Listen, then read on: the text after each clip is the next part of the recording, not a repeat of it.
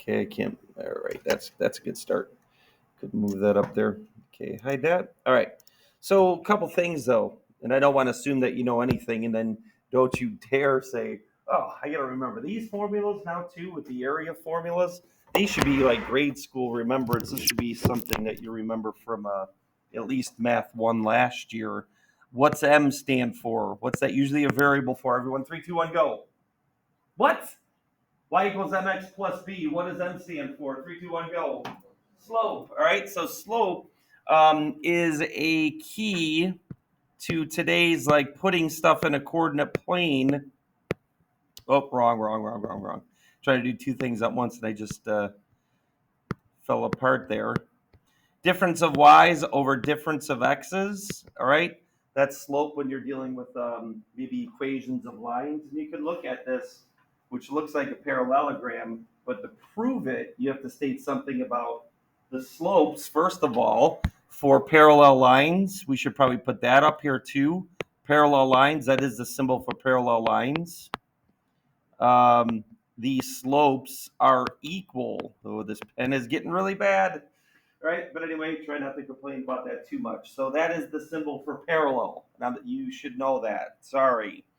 All right. But then here's something else. How would I know in a coordinate plane if the picture is in a coordinate plane and it's like a square or a rectangle, meaning that the angle where those two sides intersect is a right angle?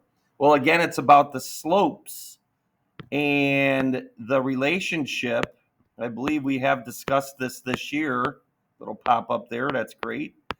Perpendicular lines, these slopes are opposite reciprocals of each other.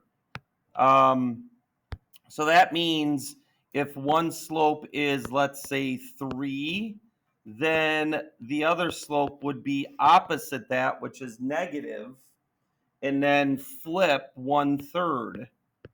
So we're supposed to know that, like moving on. Again, trying to add the stuff from previous knowledge. So some things to think about here, even though these first two are really Mickey Mouse. You can look at this and say this is probably a rectangle.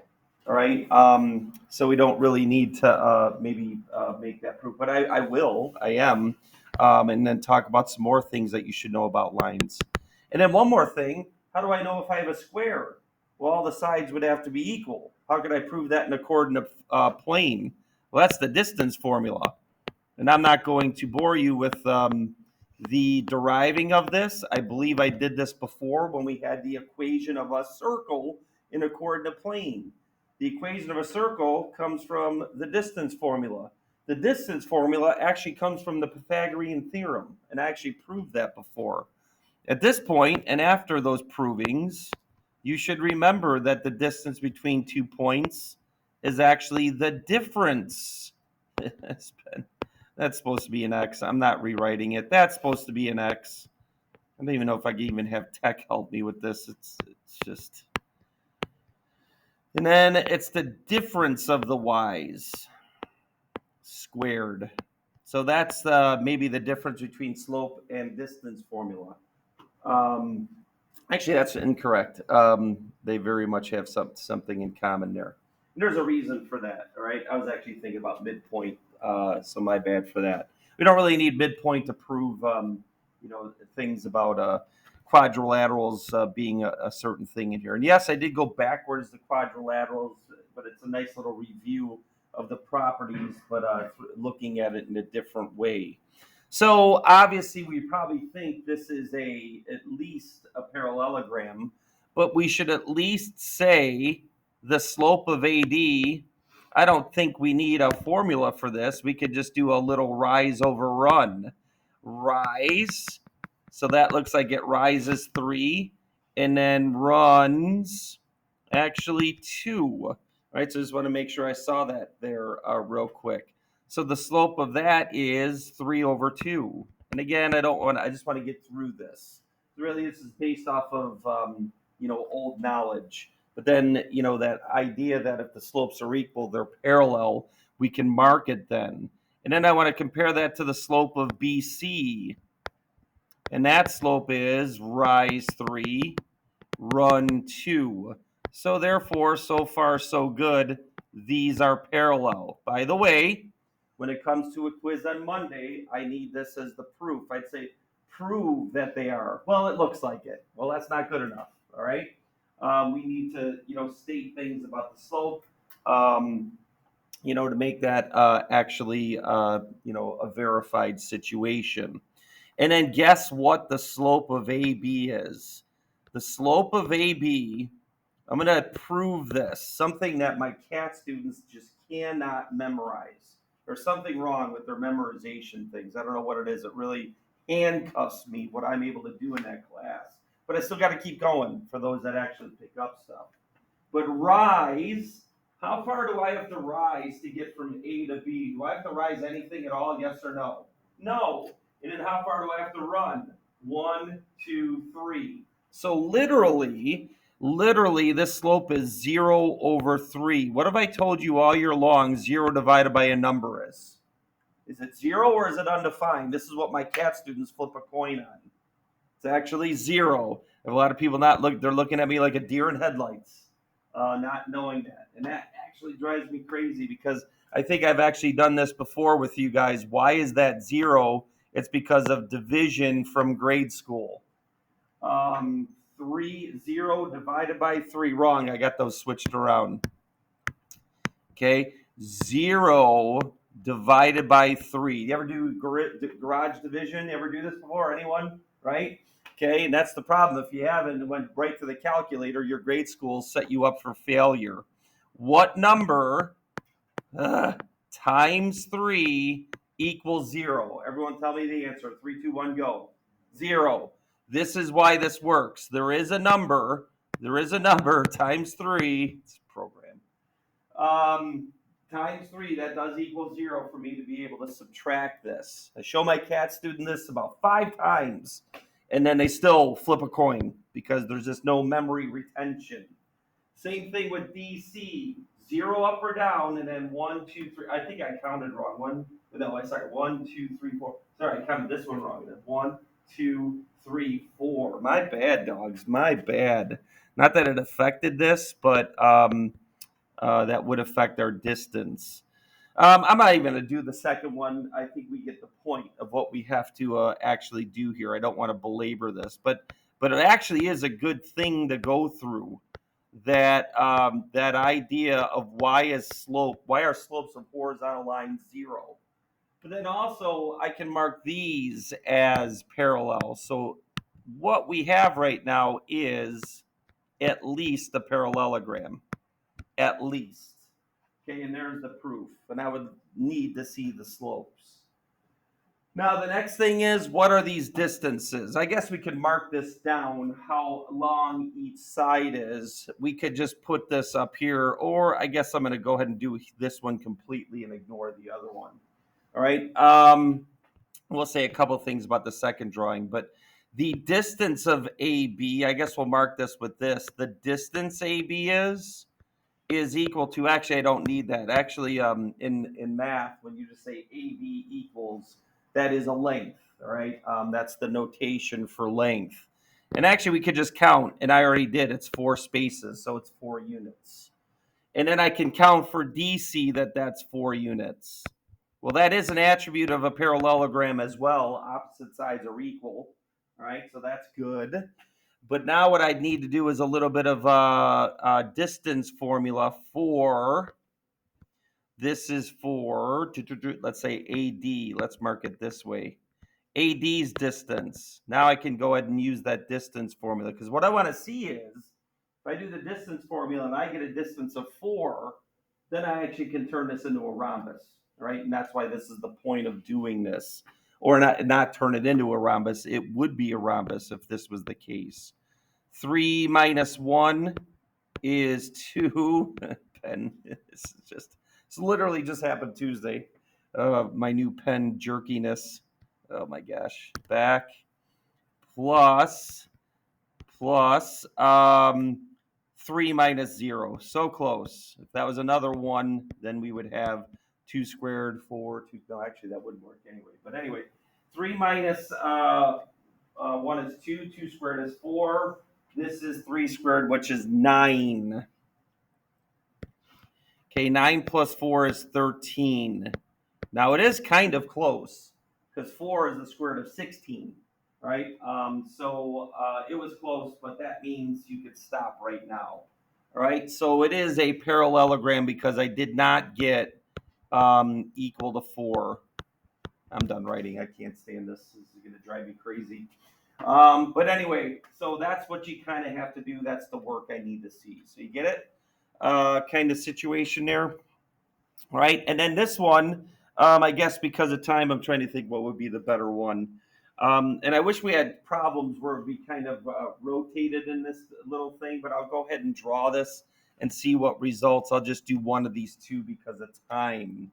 All right, so 1 comma 4, 1, 1, 2, 3, 4. Let's get a little review on working with a coordinate plane and how to graph points. I don't want to keep picking on my cat students, but in the beginning of August, 1, 2, 3, 1, 2, 3, 4, 5, we even had problems with that. And actually, beginning of January, coordinate plane trig, dealing with a coordinate plane, we had consistent mistakes with that. 1, 2, 3, 4, 5, 6, comma 1. And then 4, comma 0, 1, 2, 3, 4. Okay, so that is our, make sure I didn't do anything wrong there. So this is our quadrilateral. Now again, you can't just say looks like, all right? There's got to be some proof to this. Now you might be able to, just with this, not really do a slope formula, just kind of look at this object. By the way, I should have marked this. A is 1, 4, B is 3, 5, B, and then C was 6, 1, and then this is D. And I guess I do have room over here to take these slopes. So AB equals, all right, from A to B is rise 1, run 2. I didn't want that to write. So that is 1/2. So at least stating by looking at the drawing what the slope is, as opposed to writing out the slope formula. That's kind of nice when you have a coordinate plane to deal with. And then this slope of AB, I think I should have different. No, I'm sorry, that's wrong. DC should have different notation for slope. I guess I should just write the word because M could be measure, so I should be saying slope of DC. And that is a rise 1, run 2. So that is 1/2. So right now we have parallel sides. All right. I won't change that M, but we should say that means slope. And then AD, slope. Again, this is what you need to write for proof of this. It'd say, what is this drawing from the coordinate plane prove, or what's your evidence kind of thing. All right, so remember I said that. And remember, and again, you emulate what we do in the notes. So I got people that just don't follow directions, not so much in here. It's my other hour. I'm having a little bit more difficulties of people fighting on this. And I just, you have no reason, you have no basis for an argument. All right. Wait till you get to next year, and then by the time you go to calculus, if you're gonna do that, definitely have to do that. All right. So anyway, slope of AD equals, all right, 1, 2, 3, 4, 1, 2, 3. Dang it, so close. What I was looking for, because doesn't it look like it could be a rectangle? Isn't it possible? I was looking for a slope to be -2, and that would be the opposite reciprocal of this. So therefore, if that was the case, then that would be proof that these are right angles in the middle. All right, so that's what I was searching for. So it's at least valuable to mention that, and that's one thing I was looking for. So I think I'm going to get a slope of BC of -4/3 as well. Just make sure I counted correctly. 1, 2, 3, 4, down 4, 1, 2, 3. So -4/3. So you get to have a nice little discussion about slope and then the relationships that you should know. So again, boringly, we only have a parallelogram. I'm going to cheat, not do the distance formula, but if I wanted proof, that these sides were equal all the way around, you'd have to use the distance formula, which could happen. But I think you could see how stretched out that is. All right. So that's when you have coordinate planes. Now I like these. This one you don't really have to prove. Use properties to make this a rhombus. Now a rhombus, all four sides would be equal, but you also could do a symmetry thing, and that would take care of business on this one. So here we are. First of all, that's a pretty easy one. What does that coordinate appear to be? 3, 2, 1, go.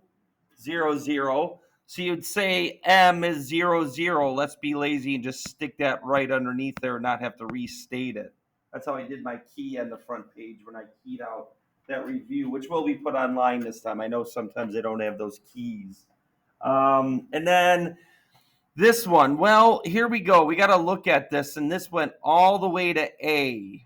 So what we have to understand is if this is truly a rhombus, then these diagonals are not only perpendicular, but they bisect each other.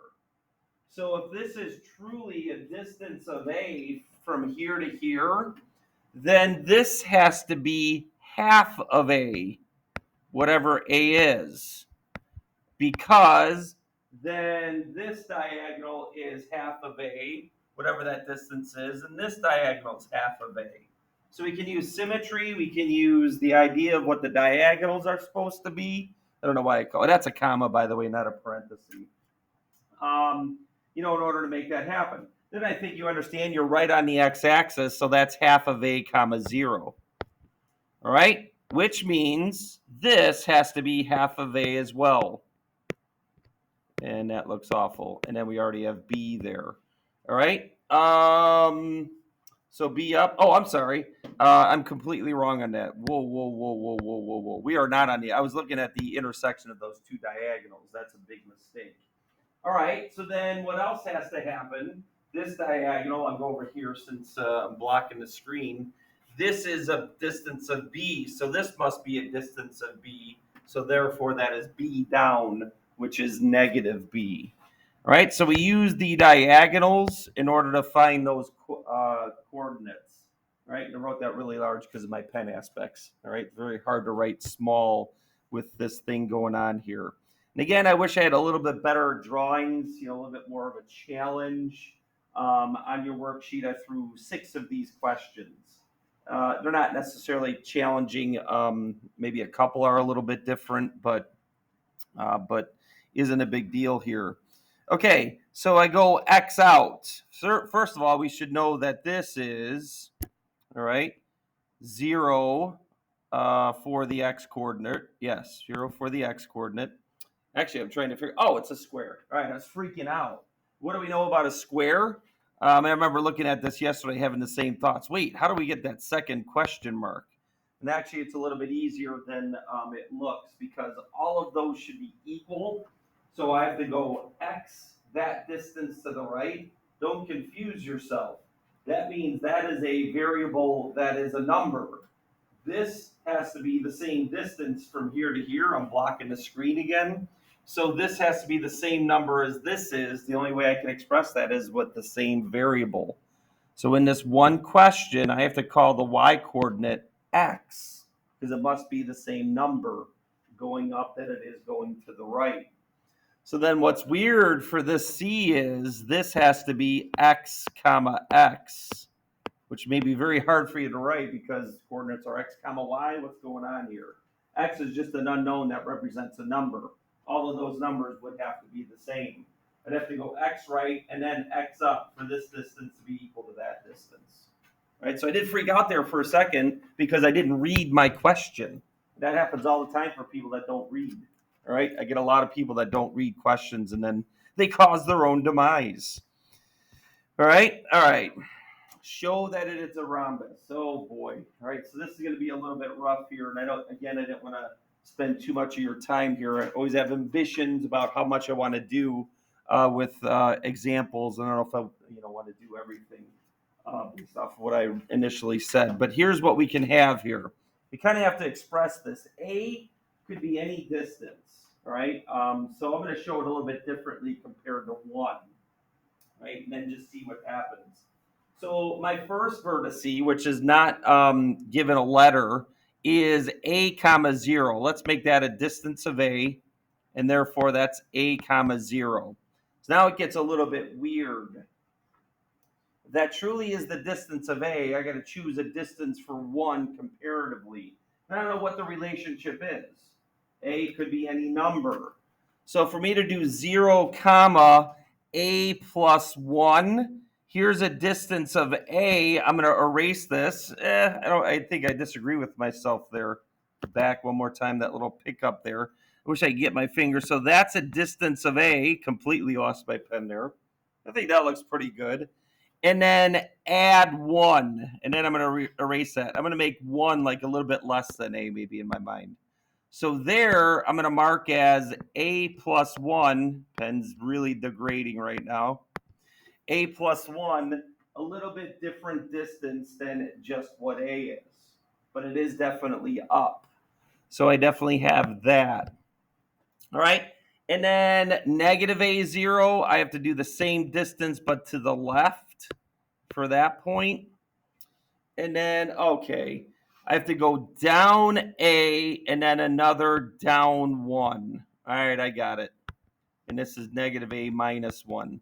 As long as I can be faithful with, what distances I choose for a and for 1, relatively speaking, we should at least be able to figure out what this is. Okay, so this distance, wow, that's actually, that was weird, is equal to this distance. That does look different. And this distance, I hit it, but it won't go. This distance is equal to this distance. That means the diagonals are bisected, all right, for sure. And the diagonals are right angles, all right? So very interesting situation there, all right? Now, that is a proof that we at least have a parallelogram, all right? So we could say right now, since the diagonals are perpendicular bisectors, that we at least have, well, actually, just a parallelogram. We got a little bit more than that for sure. So we're going to check something. We're going to check the distances for these. So I'm actually going to do the distance formula. So I should have wrote this in coordinate form. But I have the coordinates up there, so I don't have to. All right. And I probably should label these so I don't get myself confused. So I'll label these A, B, C, and D. Hopefully I can do that. Let me see. 0, A comma 0, A. And then B, 0 comma. So I'm going this way. Good. B, that works. And then C, and then D. And what I'm checking here, as long as I call this a quadrilateral A, B, C, D, the order of the letters must connect. All right. So, and they do go in order like this. So I did validly name those coordinates. In the first distance, I'm trying to think how I could name this. This is going to be AB's distance. And I'm going to expect this. I probably have something like this on your test Monday. What is the distance of all the sides? And it's going to be an algebraic expression. All right. So for that, this coordinate for A is A comma 0 and B is 0 comma A plus 1. So the distance is X is subtracted plus Y's subtracted. Now this is how this has to work. 0 minus A plus 1 squared. All right, and then I'm going to have to do some algebra, and I'll keep it right here. So the distance of AB is, got to do a little cleanup here. This is A squared. And then plus, I must distribute this minus sign and then FOIL. All right, and that's why this is, an algebraic situation where foiling is required. All right, so imagine negative A minus 1 right next to each other. Negative A times negative A is A squared. And then I'd have negative A times negative 1 and negative 1 times A. That's 2 positive A's plus 2a. And then negative 1 times negative 1 is 1. So ultimately, simplifying this, we get this weird expression that really, sorry, I needed a 2 there. That was my brain. 2a squareds, that's the pen, plus 2a plus 1. That is the distance in terms of AB. All right? All right, and then let's keep going here. So the distance for, let's compare that to the one across from it, CD. I guess that D and then that distance equals, there is a little bit different there. So from C to D, I got to choose C and D stuff. So C's X is negative A, D's is 0, so it's negative A minus 0. And then this gets a little bit easier. When you get very similar expressions, you'll be able to simplify probably a lot quicker. Plus, all right, and then you got CD 0 minus the parentheses again. I probably should use brackets. And then it's all of this squared. Now, if you look at that, that is exactly what we had here. 0. When I actually not, it's a little bit different. When I distribute this negative, this becomes a plus 1.